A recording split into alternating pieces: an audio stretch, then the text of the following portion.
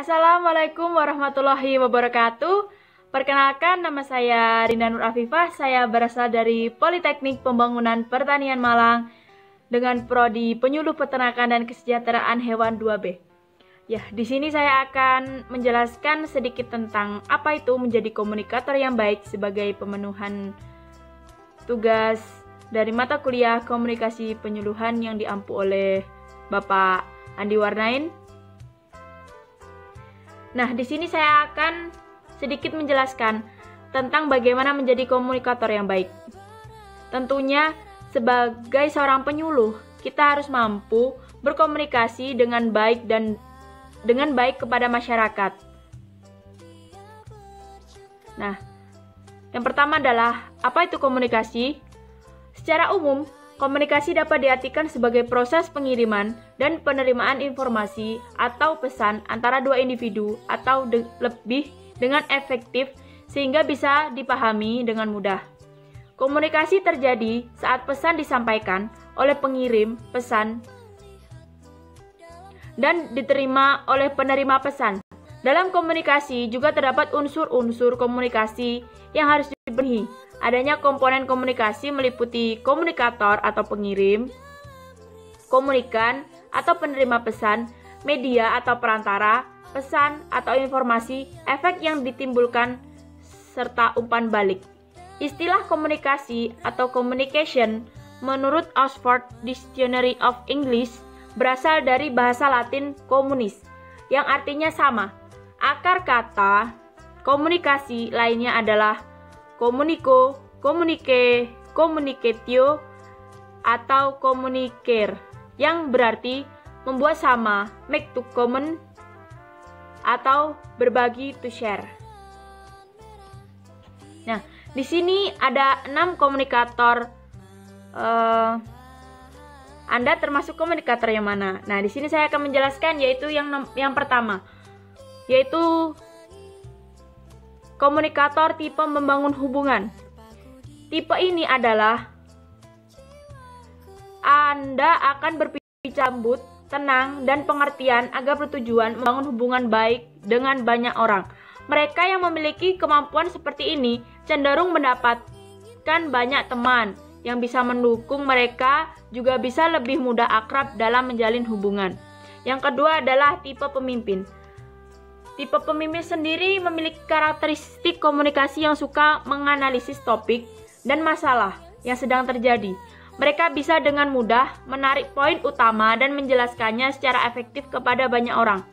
Mereka juga akan memimpin percakapan dan bisa membujuk orang lain untuk mengikuti apa yang telah mereka katakan sehingga kredibilitas komunikator ini sangat dipertaruhkan.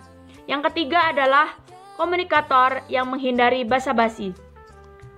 Mereka sangat menikmati percakapan terbuka dan bisa dengan mudah berhubungan dengan banyak orang.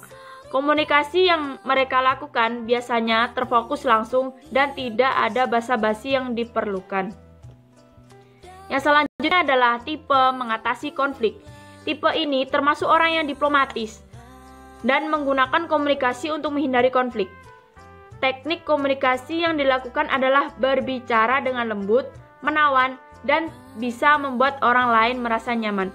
Seorang mediator sangat memerlukan keterampilan berbicara seperti ini, sebab mereka bisa dengan mudah menyelesaikan konflik dengan teknik bicara yang tepat dan tidak menyerang orang lain. Yang selanjutnya adalah tipe persuasif.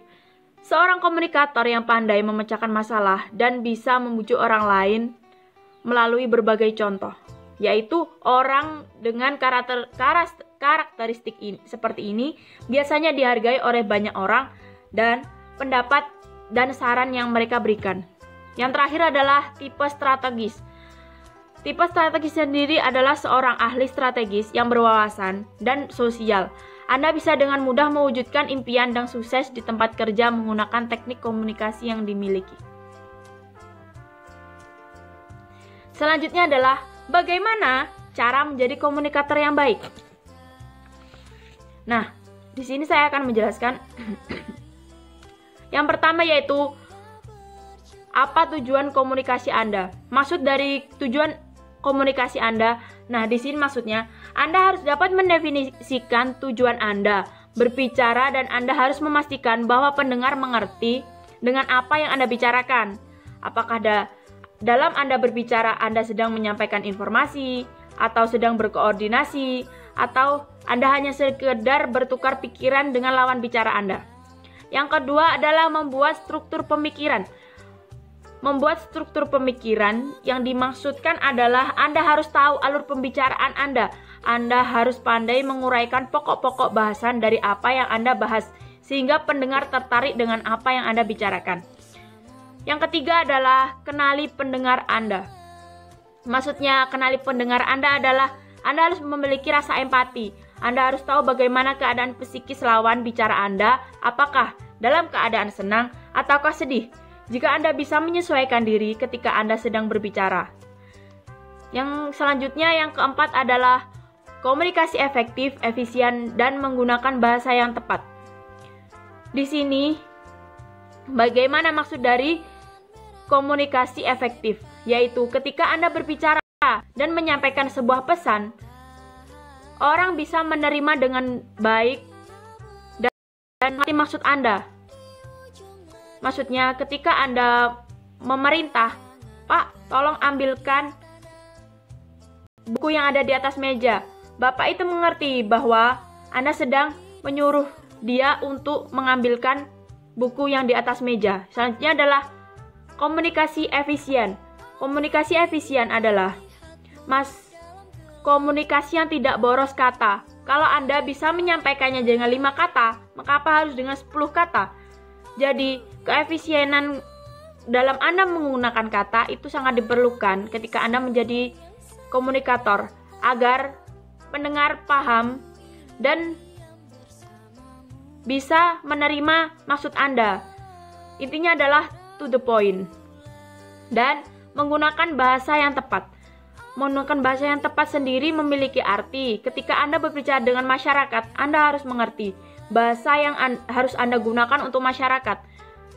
Anda harus mengerti bahasa-bahasa yang bisa dimengerti oleh mereka. Anda tidak menggunakan bahasa ilmiah atau kan bahasa apa, karena yang Anda ajak bicara adalah masyarakat. Yang terakhir adalah Anda harus mampu menjadi pendengar yang baik. Nah, di sini selain Anda menjadi komunikator, Anda harus menjadi pendengar yang baik. Pendengar yang siap menerima umpan balik, entah itu positif maupun negatif. Ketika dalam berkomunikasi, Anda harus bisa menatap matanya agar bisa saling menghargai satu sama lain. Nah, ketika Anda menjadi komunikator, di sini Anda juga harus mampu untuk berinteraksi dengan pendengar Anda.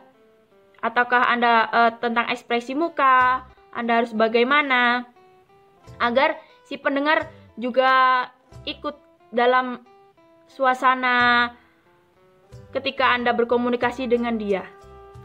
Mungkin sekian yang dapat saya sampaikan tentang bagaimana cara menjadi komunikator yang baik. Jika ada kurang lebihnya saya mohon maaf. Wabillahi taufiq wal hidayah. Wassalamualaikum warahmatullahi wabarakatuh.